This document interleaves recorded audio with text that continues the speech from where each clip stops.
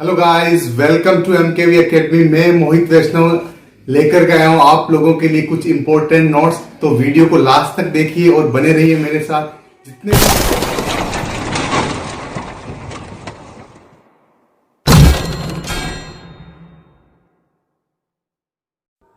Hey guys, आज का हमारा टॉपिक है भारतीय नागरिकों के मूल अधिकार।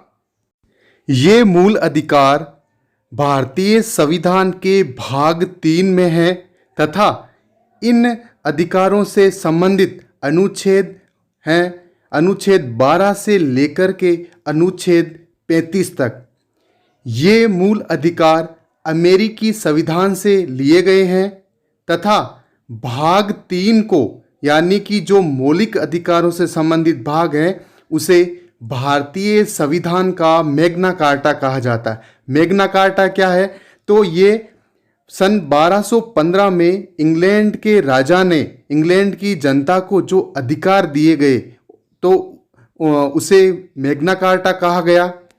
इन्हें मूल अधिकार इसलिए कहा गया है क्योंकि इन्हें संविधान से गारंटी और सुरक्षा प्रदान की गई है। मूल संविधान में 7 मौलिक अधिकार थे, लेकिन वर्तमान में 6 मौलिक अधिकार ही हैं, क्योंकि 44वें संविधान संशोधन के द्वारा सन 1978 में जो मोरारजी देसाई की सरकार थी ने संपत्ति का अधिकार जो मूल अधिकार था उसको समाप्त कर दिया और इसे एक विधिक अधिकार बना दिया गया, जिसका उल्लेख अनुच्छेद 300A में है। अब हम बात करते हैं मूल अधिकारों की कुछ विशेषताओं की, तो जिसमें पहली है मूल अधिकार स्थायी नहीं है, यानी कि संविधान इनको कम या ज़्यादा कर सकता है, उनमें संशोधन कर सकता है। दूसरा, मूल अधिकार राज्य के विरुद्ध में प्राप्त हैं और इस कारण इनकी जो प्रकृति है वो नकारात्मक होती है। तीसरा, ये वाद योग्य हैं, यानी कि अगर इनका उल्लंघन किया गया तो हम न्यायपालिका में की शरण ले सकते हैं। तो गाइज, इस टॉपिक से मूल अधिकार के टॉपिक से यूपीएससी 2016, 2017, 2018 यहाँ तक 2019 में भी अच्छे सवाल आए हैं। इसके अलावा सीडीएस 2015, 2017, एनडीए 2014, 15, 17 और 18, इसके साथ ही आरएएस 2013, 2016 और 2016 आरएएस मेंस में भी सवाल इसके आए हैं। मौलिक अधिकारों में अनुच्छेद 12 तथा 13 भी सम्मिलित है। तो हम पहले अनुच्छेद 12 के बारे में पढ़ते हैं।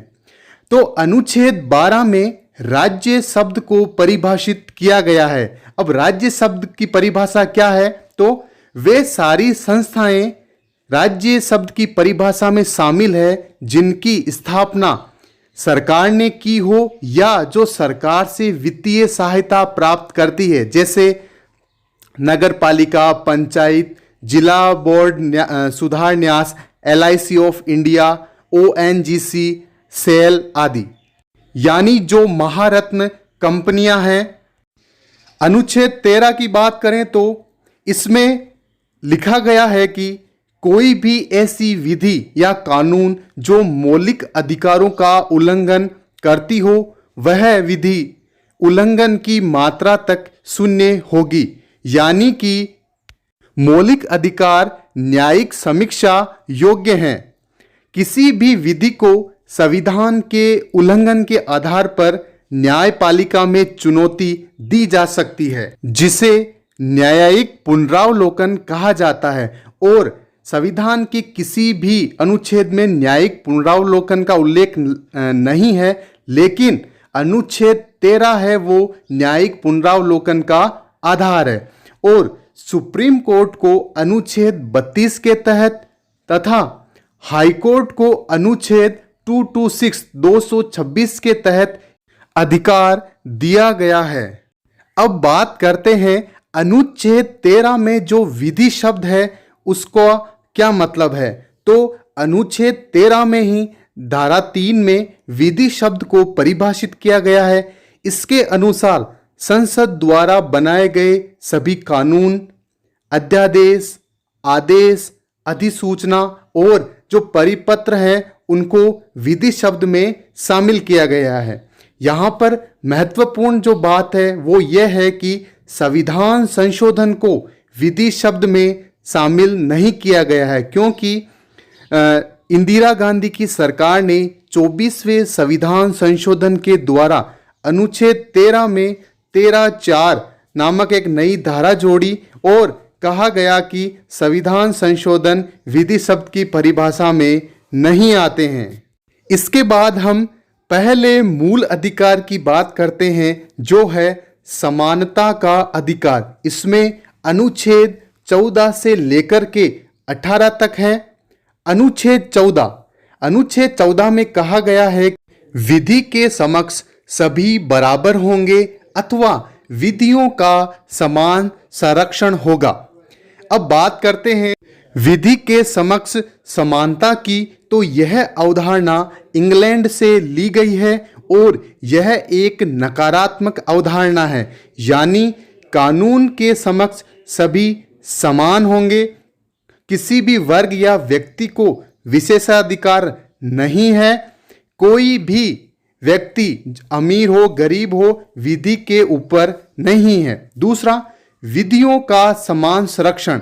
इसका अर्थ है कि अलग अलग वर्गों के लिए अलग अलग नियम बनाए जा सकते हैं और यह अवधारणा अमेरिका से ली गई है, जिसका उद्देश्य विधि, अवसर और न्याय की समानता है। अब अनुच्छेद 14 का अपवाद है, वो है राष्ट्रपति तथा राज्यपाल, क्योंकि जब तक ये पद पर रहते हैं तब तक उन पर कोई भी फौजदारी व दीवानी मुकदमा नहीं लगाया जाता। अनुच्छेद 15, राज्य किसी भी व्यक्ति के साथ केवल धर्म, जाति, मूलवंश, लिंग तथा जन्म स्थान के आधार पर कोई भेदभाव नहीं करेगा। और इसी अनुच्छेद में कहा गया है सभी सार्वजनिक स्थान, मैदान, तालाब तथा कुएं समाज के सभी वर्गों के लिए खुले रहेंगे।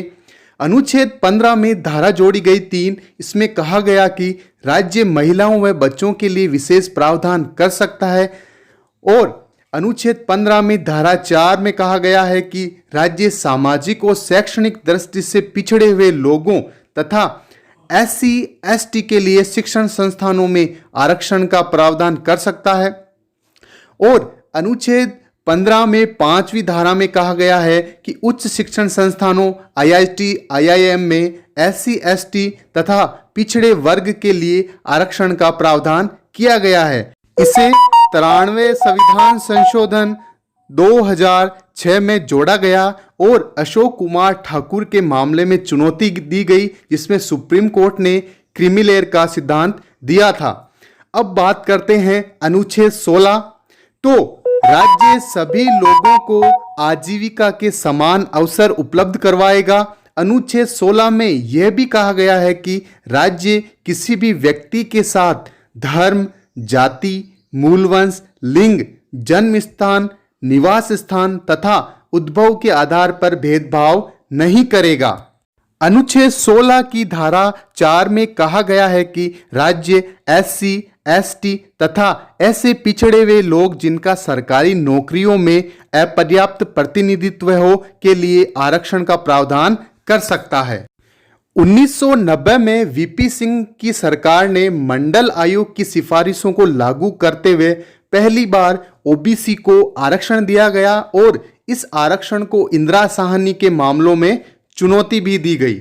अनुच्छेद 17, तो इसके तहत किसी भी प्रकार की छुआछूत, अस्पृश्यता पर रोक लगाई गई है, लेकिन अस्पृश्यता को संविधान में परिभाषित नहीं किया गया है। अनुच्छेद 17 के उद्देश्यों को पूरा करने के लिए नागरिक अधिकार संरक्षण एक्ट 1955 तथा अनुसूचित जाति जनजाति अत्याचार निवारण एक्ट 1989 भी बनाया गया है। अनुच्छेद 18, तो इसके तहत उपाधियों, पदवियों पर रोक लगाई गई है, लेकिन अनुच्छेद 18 में यह भी कहा गया है कि सेना व शिक्षा के संबंध में उपाधियां दी जा सकती है। सुप्रीम कोर्ट ने अपने एक निर्णय में कहा था कि भारत रत्न, पद्म भूषण, विभूषण आदि हैं वो अनुच्छेद 18 का उल्लंघन नहीं करते हैं। तो गाइज, आपको ये वीडियो कैसा लगा कमेंट बॉक्स में जरूर लिखें और चैनल को सब्सक्राइब करना न भूलें। तब तक के लिए धन्यवाद।